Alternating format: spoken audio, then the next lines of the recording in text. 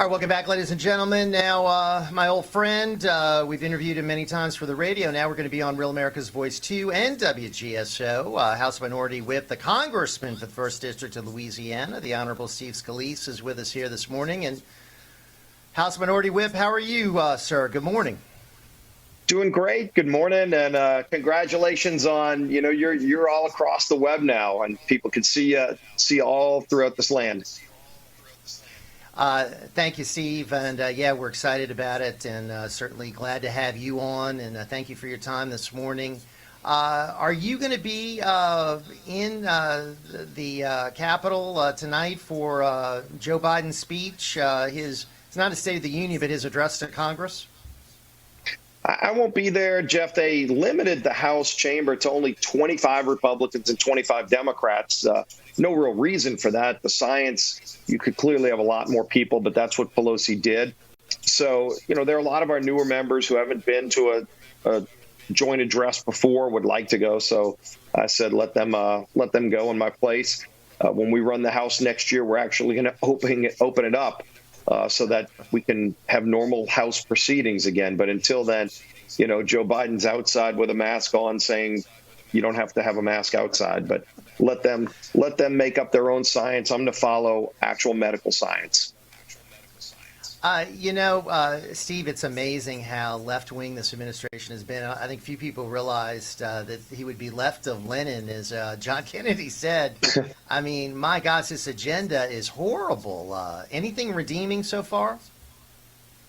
Well, I guess it's not quite 100 days, because every day they're in, they do more damage. But they've done a lot of damage, and it's been a very far-left agenda, like you said. When President Biden said that he was going to govern in a uniting way, remember all that stuff? I'm going to work with everybody. I'm going to work with the people that didn't vote for me. Well, do you know he is yet to meet with anybody in House Republican leadership? I mean, we're at about 100 days. In Trump's probably first 2 weeks, we had meetings in the White House, Republican and Democrat leadership, talking about areas where we could work together. Biden's yet to do it. He's yet to try to work with us. The COVID bill had nothing to do with COVID. 90% of that bill had nothing to do with COVID. $1.9 trillion of borrowed money. Then you go to what they're doing on infrastructure. Over 75% of this doesn't have anything to do with roads or bridges or even broadband. It's just spending borrowed money, higher taxes, horrible energy policy, killing energy jobs, wide open border. I've been to the southern border. It is a disaster beyond epic proportions. Then you look at what he's doing on foreign policy, letting Iran get a nuclear weapon. China's just completely dominant on our economy. Again, he just signed the Paris Accord, which turns our manufacturing economy over to China. And then Russia's moving back into Eastern Europe. What can this guy point to that he's actually done that's good? It's unreal. I mean, you're exactly right. It has been a disaster from the border to overseas to all throughout this country. And here at Louisiana, our home state, I mean, look at what he's done to the oil and gas industry. I mean, he's declared war on it. Yeah, the American energy industry is going to be in a really bad strait. I mean, day one, he cancels the Keystone Pipeline, thousands of good jobs. Then he puts a complete ban on leases and permits on federal lands, which, of course, for us has been devastating because the oil and gas industry was already in a tough position prior to COVID. Then COVID guts global demand, so you don't have anybody buying oil. The price of oil actually went negative. Never seen that in the history of the country. And then it was just starting to come back, and he puts this ban in place. So there's no investment in energy production in South Louisiana, Port Fourchon, which I represent. Those companies are really, really struggling. And by the way, if it's all under the name of global warming and carbon emissions, it's not like we're not flying around on airplanes or driving cars anymore. Right. We're just getting our oil from other countries. So John Kerry, who's the global warming czar, turns out he was flying around on a private jet. By the way, 40 times more carbon emissions to fly on a private jet than flying commercial, going to Iceland to get a global warming award. We busted him on that. And it's like, okay, where is he going to fuel his private jet?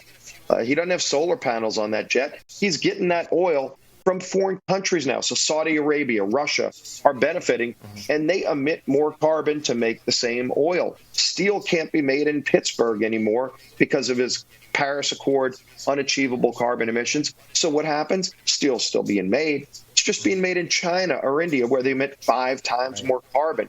So this is that pseudoscience, it's like this religion that they practice called global warming. And they're emitting more carbon and wrecking America's economy at the same time. And, of course, John Kerry now caught spreading information, secrets to the Iranians about Israel, and he should immediately resign. And maybe he committed a crime with that kind of a leak. Steve, do you think? It's very alarming. This is just coming out. I surely want to get more information because Israel's one of our great allies, the only truly elected democracy in the Middle East. As we know, President Obama and Vice President Biden at the time were very hostile towards Israel.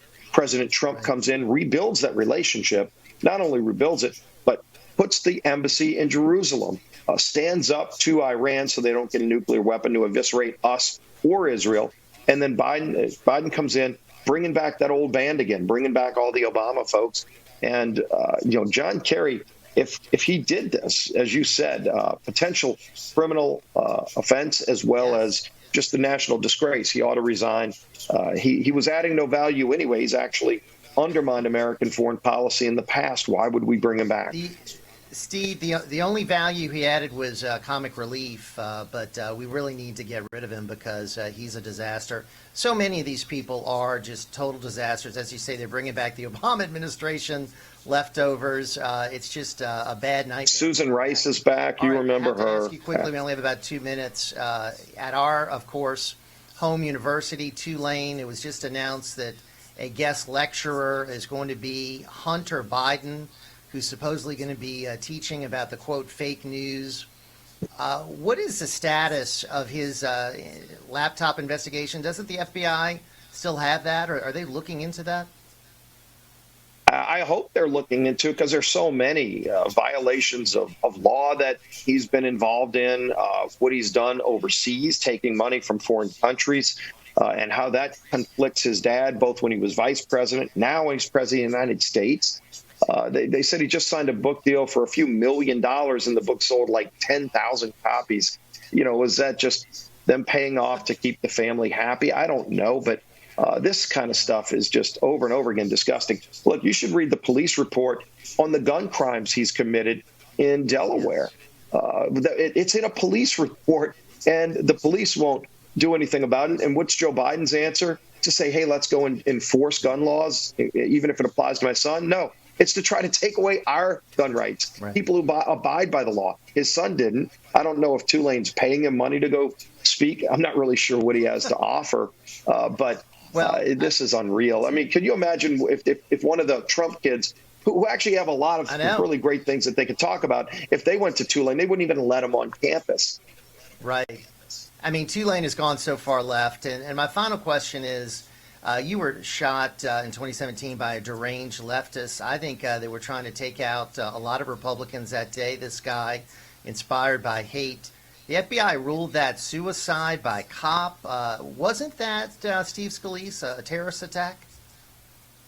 Oh, it was domestic terrorism. And in fact, the Department of Homeland Security indicated it was. But then for some reason, when the FBI came out with their report, they called it suicide by cop. Everybody knows it wasn't. The gunman went there. He was a Bernie Sanders supporter, been to many Bernie rallies. But then he targeted Republicans. He had a list of 6 Republicans' names in his pocket. He didn't know that there were cops there, by the way. The 2 police officers with me on my detail are plainclothes officers. Yes. And they started returning fire.